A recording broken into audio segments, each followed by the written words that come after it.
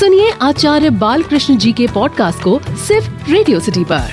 Radio city पर चल रहा है संपूर्ण स्वास्थ्य की बात आचार्य बालकृष्ण जी के साथ। इस शो में हम आचार्य जी से हेल्थ एंड वेलनेस के बारे में जानते हैं। तो सीधे सवालों की ओर बढ़ते हैं आचार्य जी। आजकल की भागती दौड़ती जिंदगी में अक्सर ऐसा देखा गया है कि एक फैमिली के अंदर ही हर उम्र के लोगों में कोई ना कोई मेंटल या फिजिकल दर्द से ग्रसित है। तो आप इस बारे में क्या कहना चाहेंगे?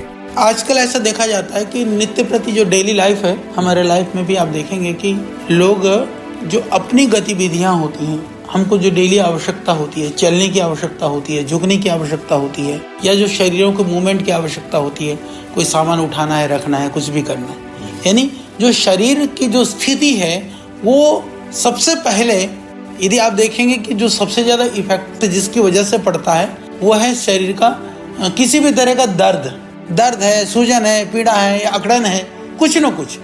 यदि हम उसको बात करते हैं कि पूरी दुनिया में जैसे कहते हैं ना कि जो दर्द है, दर्द की परिभाषा तो बहुत विशाल है। तो कोई तन की पीड़ा से पीड़ित है, तन के दर्द से, कोई मन के दर्द से, कहीं ना कहीं किसी को कहीं ना कहीं से पीड़ा है। आचार्य जी, ऐसा देखा जाता है कि जब भी कोई दर्द या पीड़ा से हम गुजरते हैं तो इंस्टेंट सॉल्यूशन के लिए हम कोई भी पेन किलर का सहारा ले लेते हैं। तो क्या ये लॉन्ग टर्म सॉल्यूशन है या इसके कोई साइड इफेक्ट्स भी हैं?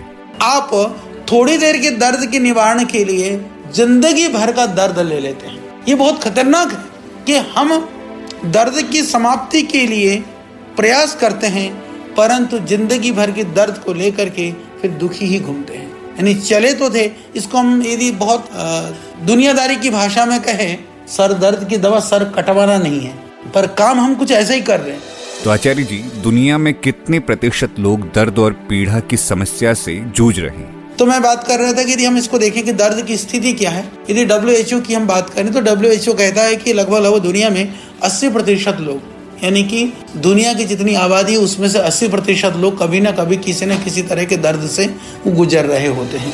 आचार्य जी, हमको दर्द और पीड़ा से छुटकारा पाने के लिए क्या उपाय अपनाना चाहिए?